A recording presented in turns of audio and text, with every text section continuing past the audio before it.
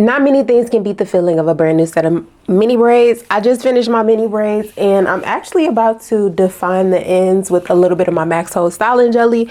But before I do that and show you guys the final reveal, let me show you how I did these mini braids and let me get these ends defined. So one of the most common questions that I get on my mini braid or mini twist videos is how do I part my hair in the back? And so I wanted to show you guys exactly what I do. It's actually not that hard.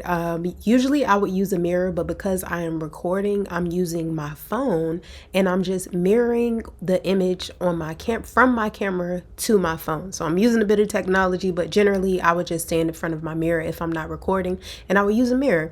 But it does take some patience. You can't try to rush through this and think that you're going to get the results that you want. I just try to keep in mind the fact that I'm going to have these braids in for a while, so I want them to look right. That's what gives me the motivation to take my time and get these parts right. So I know you guys saw that, right? When I first did my part, it looked nice and straight. I got it up into the ponytail and now it looks completely crooked. So if you've ever done your hair on your own, this has probably happened to you before. And that's where a good braid and lock gel is going to come in handy. You really need a good braid and lock gel to get that professional finish that you're looking for, preferably mine. And you're just going to get everything flat and then you're going to further refine your part. And that's going to give you that nice, crisp line that you're looking for. So I want to take a second to remind you that if you want to get any of the products that you see in my videos, you can get them at kellyloganhair.com. I tag everything so you can easily access the website. If you want to just look under the video, you can see everything tagged, but it's going to get you where you want to be with your natural hair care journey. Whether you are a seasoned natural or if you are new to being natural, you're going to find everything that you need from shampoo and conditioner all the way to braid and lock gel and mousse and scalp oils. So if you want to grab those, use the code YouTube15. That's going to get you 15% off of your first order, just as a special thank you for trying out my products, as well as for watching the videos, because I really appreciate that as well. So I'm sure at this point I've gotten my point across that I take a lot of time to part my hair. Like I said, these parts are going to be in my head for probably, I'm going to try to keep these mini braids in all spring and summer. So several months. I'm going to keep these in until I do my fall hairstyle. So obviously I'm going to wash them in between and I'm going to come to you guys and show you maybe some styles. I've done a few mini braid and mini twist styling videos. So if I can come up with anything innovative, then I will try to do some styling videos, but I'll come back with a maintenance video as well as other videos with my daughters as well. So I want to get these parts right because they're going to be in my head for so long. So I hope that I have gotten across the message that I'm trying to get across, that I am not quickly doing this by any means. By any definition of the word, this is not a quick process. But luckily, the braiding doesn't take very long. It honestly takes longer to take the braids down. All right, so this is the next day. I was doing that first part of the video at night.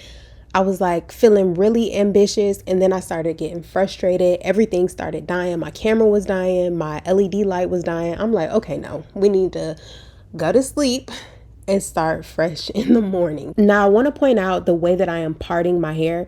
I'm using kind of a bricklayer pattern in order to not let those braids lay on the braid below it. So you're going to use this staggered pattern of parting so that your lines don't look so straight and so that it doesn't look so scalpy and it looks a little bit more full and it just looks nicer that way. You wouldn't want to lay your flooring down like one after the other.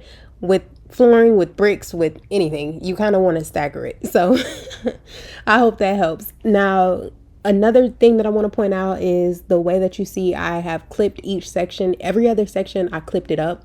That's just the way that you can kind of make this a little bit of a faster process. I really just wanted to, I don't usually do that, but that is something that might help you. I won't say I haven't found it helpful, but I know a lot of people find it helpful to just pre-part everything like that on the row and then go through and braid everything down. So I just want to show y'all that that's something that a lot of people do. I don't necessarily do it, but you know, I just want to put it out there.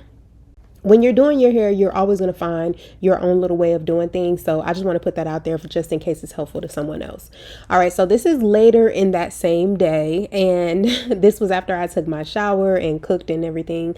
And this is what we're looking like. So the braids, I haven't put any gel on the ends, so the braids are still frizzy on the ends, but we're going to take care of that once we finish all of these braids. So I want to point out also that I am doing these braids a lot bigger, if you notice, than the ones in the back. And the reason being is because my hair is finer on the sides right here. This has been a problem area for me for most of my life. As far as I can remember, my hair has just always been a little bit thinner on the side right here.